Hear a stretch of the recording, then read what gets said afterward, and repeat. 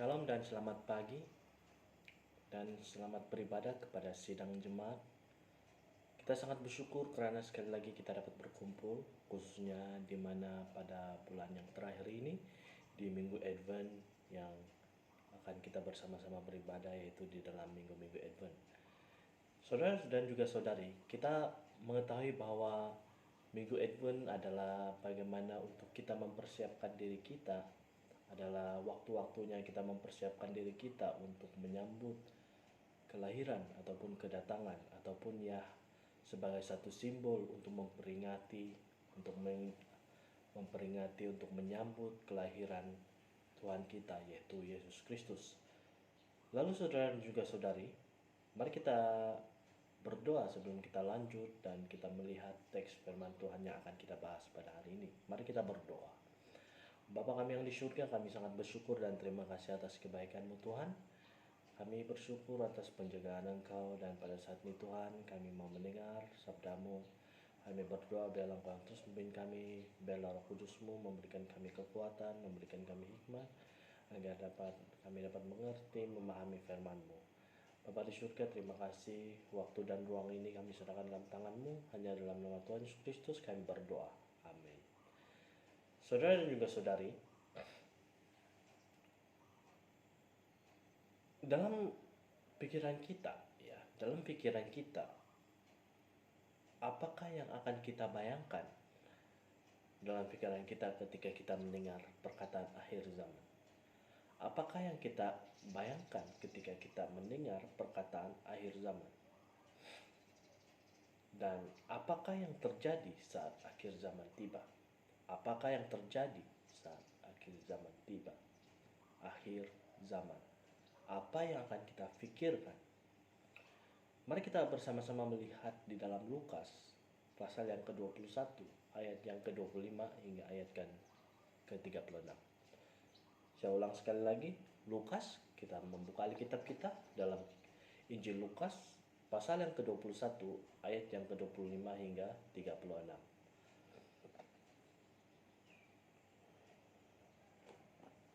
Oke, saya ulang sekali lagi.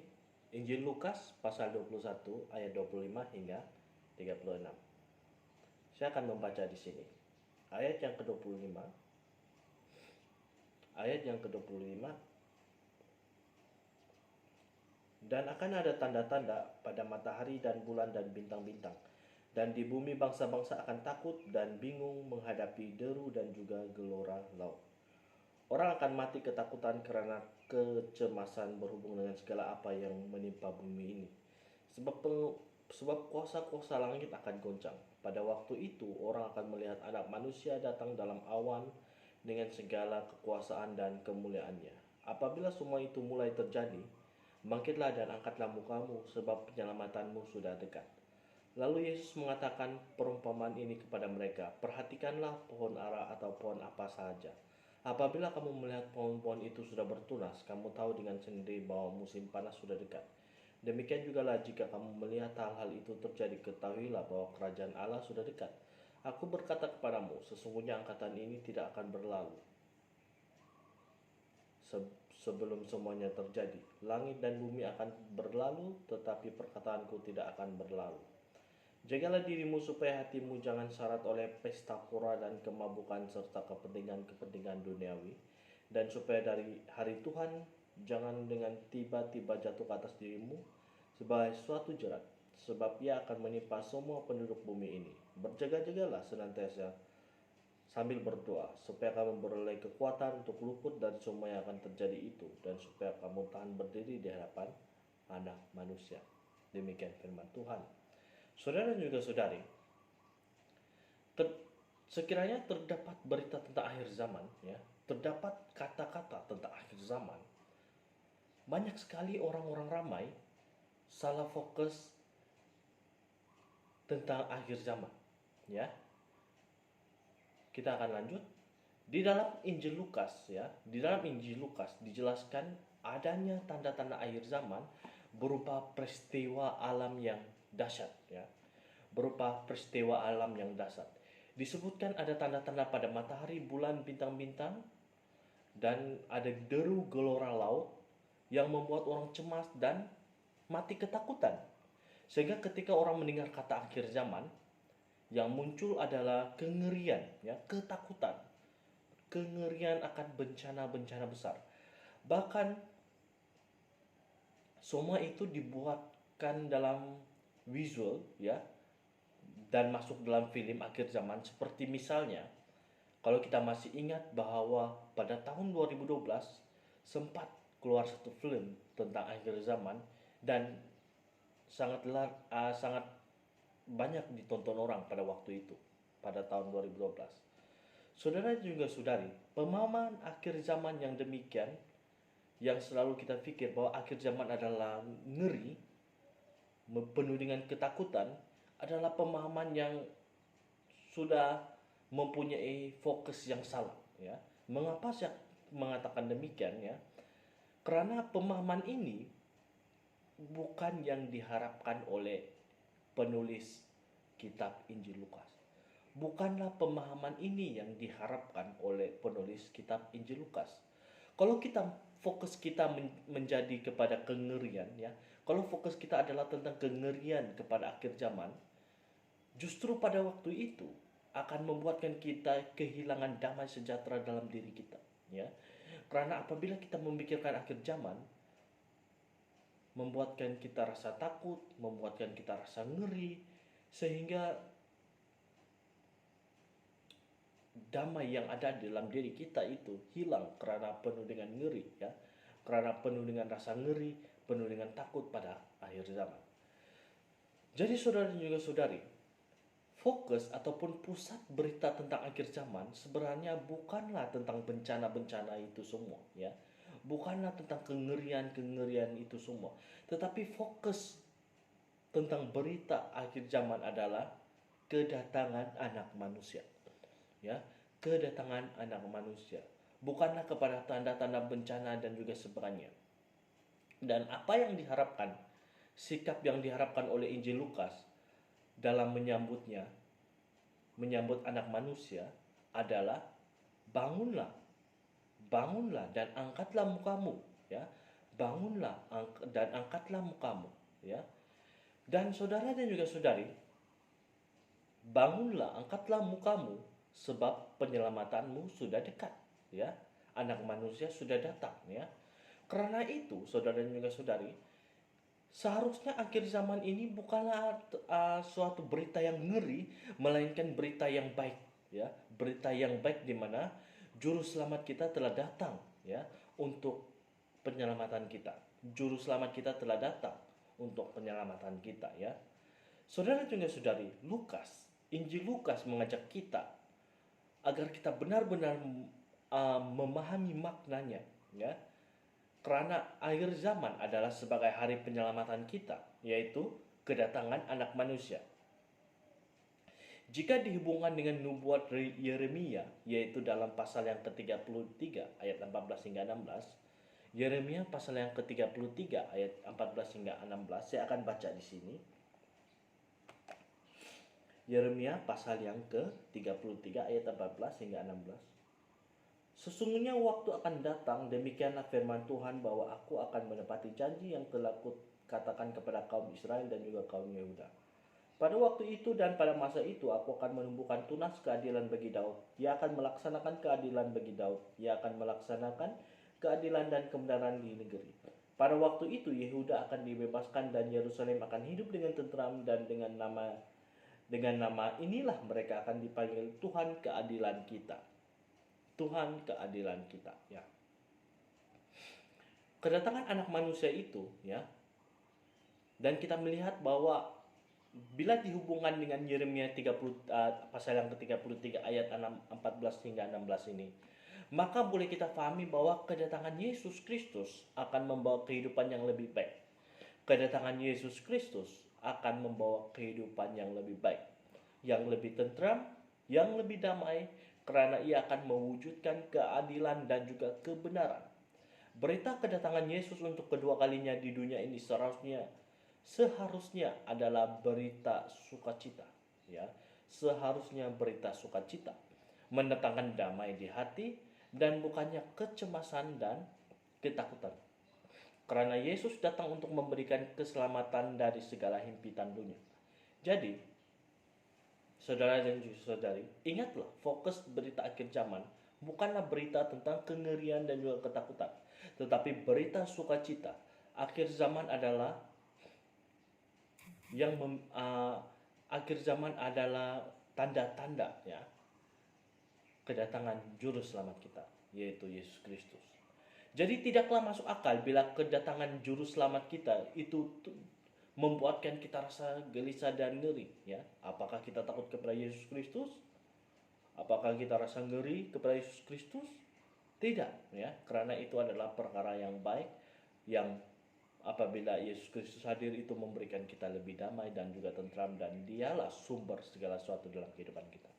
Jadi ini tidak logik apabila kita pikir bahwa akhir zaman itu adalah kengerian ya. Kedatangan juru selamat harusnya dinanti-nantikan oleh kita semua, karena itu merupakan berita sukacita ya. Itu merupakan berita sukacita. Namun apabila hidup kita tidak maksudnya hidup kita mempunyai sesuatu yang tidak dapat belum selesai ya, contohnya ada sesuatu yang kita lakukan, maka kita tidak siap ya, kita tidak siap untuk menantikan kedatangan Tuhan Yesus Kristus kembali. Seperti murid sekolah yang rasa takut dan gelisah ketika guru ingin masuk ke dalam kelas dan karena dia belum siap kerja rumah. Rasa gelisah, rasa hati yang tidak senang, dan murid itu tidak siap. Namun kepada murid yang sudah mempersiapkan diri dengan baik, dengan kerja rumah dengan baik, mereka tidak akan rasa gelisah. Mereka tidak akan takut untuk menghadapi datangnya guru kelasnya.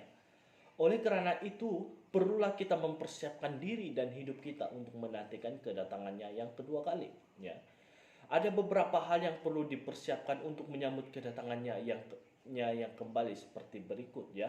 Yang pertama, Lukas menasihati kita untuk menjaga hati kita supaya tidak syarat ya, supaya tidak terpengaruh dengan pesta pora, supaya tidak ketagih dengan pesta pora dan juga kemabukan.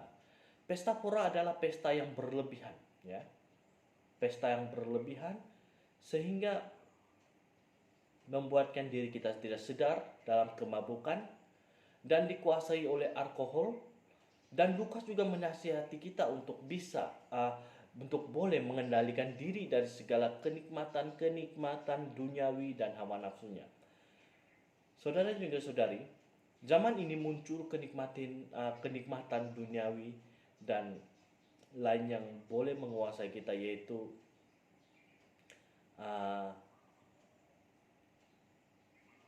ketagih dalam teknologi dan juga sebagainya. Dan Lukas mengingatkan kita untuk kita tetap menjaga diri kita. Jangan sampai kita tidak dapat mengawal diri kita sendiri dan kita dikawal oleh sesuatu benda itu. Hal kedua, perkara kedua, Paulus menasihatkan kita untuk hidup tidak bercacat dan kudus di hadapan Allah pada saat kedatangan Yesus yang kedua kali. Tidak bercacat bukan berarti sempurna tanpa dosa, tetapi berusaha untuk bebas dari segala sifat buruk kita.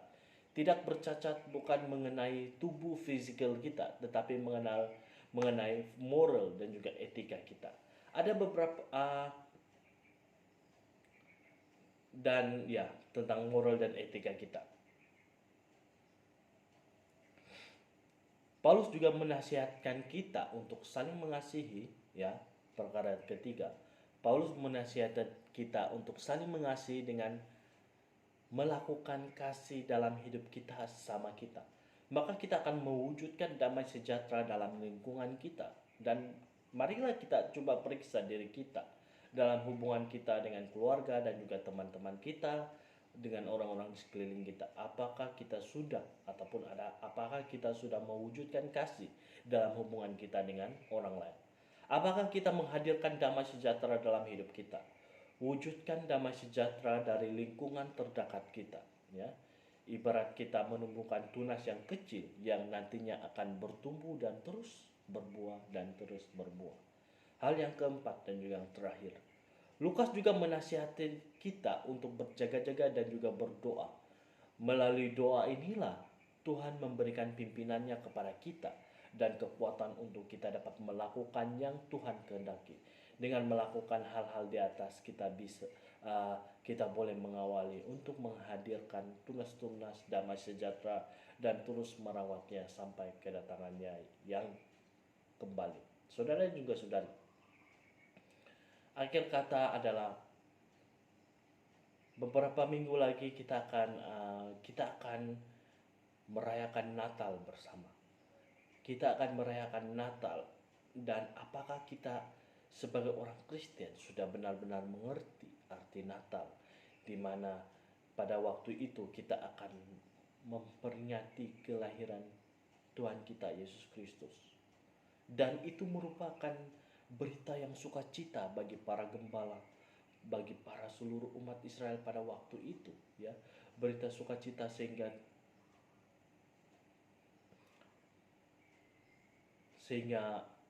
di antara mereka datang untuk menyembah Yesus Kristus, membawa barang-barang yang paling mahal pada waktu itu, ya. Karena itu merupakan sumber sukacita bagi dunia karena lahirnya Sang Juru Selamat.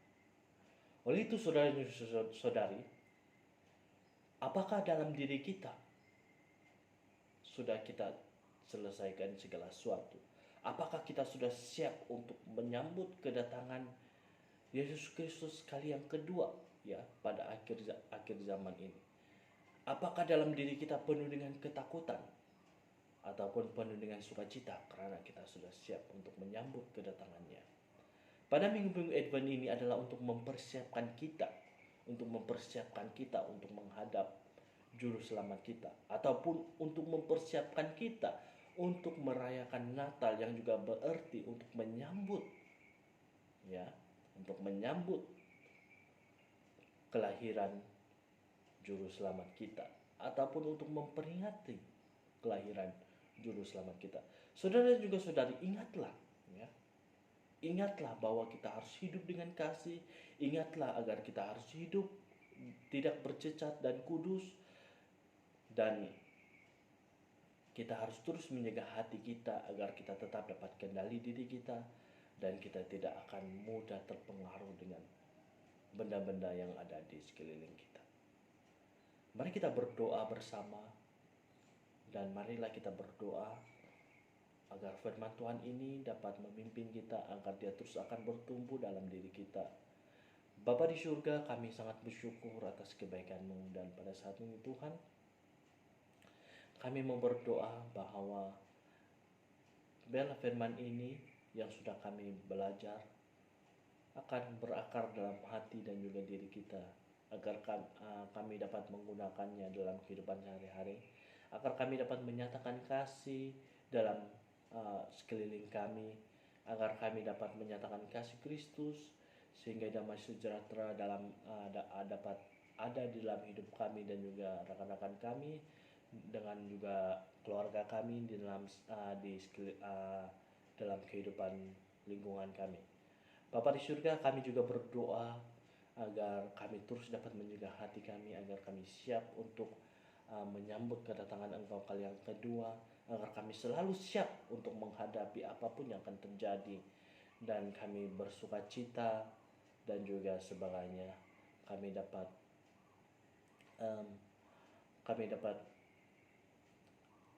menyatakan damai sejahtera, dan kami dapat menyatakan menjadi garam dan terang dalam kehidupan kami untuk kehidupan sekeliling kami. Bapa di surga, ajarlah kami agar kami tetap kudus, agar kami tidak bercacat, agar kami tetap berusaha untuk melakukan yang terbaik dalam kehidupan kami, khususnya untuk menyatakan bahwa Engkaulah Tuhan, Engkaulah Allah yang penuh dengan kasih kepada orang ramai, kepada orang yang di sekeliling kami, agar kami menjadi garam dan terang, agar dapat menyatakan kasih Kristus dalam kehidupan kami, juga serta kepada keluarga dan juga rekan-rekan kami, dan juga setiap orang yang ada di sekeliling kami. Bapa di surga, terima kasih atas kebaikan-Mu, dan biarlah pada minggu-minggu Advent ini akan terus memperingatkan kami agar kami tetap berjaga-jaga, kami tetap mempersiapkan hati kami, agar hati kami tetap bersih, agar kami tidak luput daripada segala sesuatu yang akan terjadi. Bapa di surga, terima kasih atas kebaikan-Mu Tuhan. Kami serahkan hidup kami dalam tangan-Mu dan bela Engkau terus memimpin. Kami berdoa hanya dalam nama Tuhan Yesus Kristus. Amin. Tuhan memberkati dan selamat hari Minggu.